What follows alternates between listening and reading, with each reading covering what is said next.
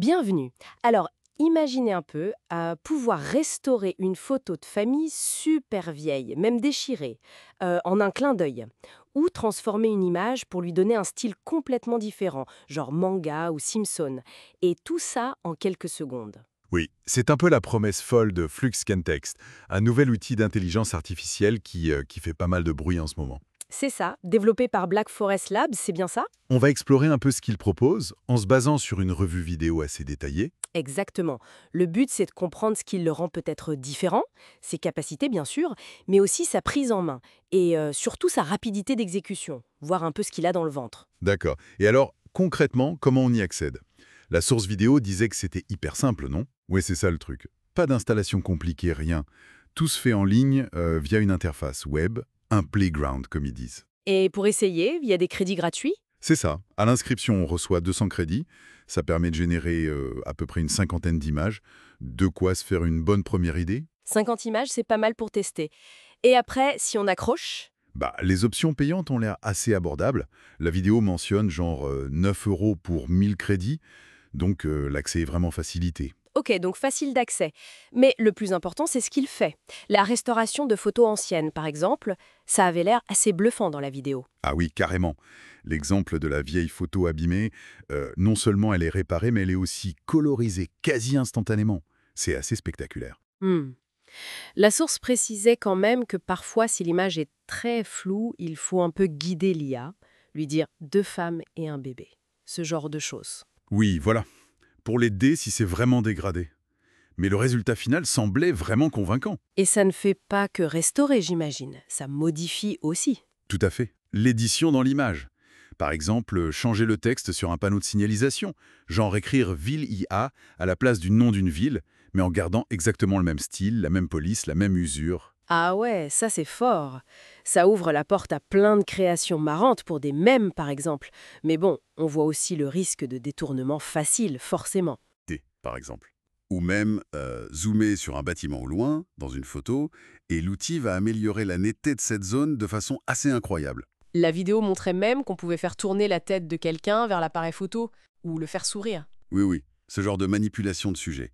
C'est là qu'on voit que ça mélange vraiment l'édition et la génération. Et cette génération, ça va jusqu'à changer complètement le style. Vous parlez de Will Smith en Simpson. Exactement. Transformer une photo réaliste en style Pixar, manga, Simpson. C'est une des fonctions phares. Et puis, il y a des applications plus professionnelles, on va dire. Comme pour l'e-commerce. Oui, extraire un produit, genre un jean, le mettre sur fond blanc nickel. Et ensuite, pouvoir le remettre en scène, porté par un mannequin généré par l'IA, dans un autre décor. C'est assez puissant pour ça. Et là-dessus, il y avait une petite note dans la source, non? Sur la langue des instructions. Ah oui, c'est vrai. Apparemment, pour cette tâche spécifique d'e-commerce, les prompts, les instructions en anglais donneraient de meilleurs résultats. Intéressant. Ça dit peut-être quelque chose sur les données d'entraînement. C'est possible, oui. Ou que le corpus pour ce type d'image commerciale était surtout en anglais. L'outil permet aussi d'incruster des éléments dans de nouveaux décors. Reprendre le panneau Vilia et le mettre devant la tour Eiffel, par exemple. Et il y a aussi des fonctions un peu plus avancées, genre fill et expand. Oui, vite fait. Fill, pour remplir ou modifier une zone qu'on sélectionne, comme ajouter une horloge sur un mur vide, et expand, pour agrandir l'image, dépasser ses bords d'origine, transformer un rectangle en carré, par exemple. Mais le truc qui revient tout le temps dans la description de la source, c'est la vitesse. 2 ou 3 secondes par image. C'est fou. Absolument. C'est ça qui semble être le game changer. Cette rapidité quasi instantanée, combinée à la qualité des résultats montrés. Il y a différents modèles, c'est ça, Pro et Max. Oui, Flux One Context Pro et Max, le Max étant le plus performant. Et cette combinaison vitesse-qualité le positionne vraiment comme un concurrent très sérieux. La source pense même qu'il pourrait être supérieur à ce que propose ChatGPT ou Google pour la génération d'images, en termes de cohérence surtout. Et il va être intégré à Leonardo AI, c'est ça. C'est ce qui est annoncé, oui. Ça montre bien son potentiel. Donc, si on essaye de résumer, on a un outil polyvalent. Édition, génération, manipulation. Il est hyper rapide. Et facile d'accès. C'est vraiment ce trio qui fait sa force, on dirait. C'est exactement ça. Ce n'est pas juste une fonctionnalité de plus, c'est que ça rend incroyablement simple des manipulations d'images qui étaient complexes avant.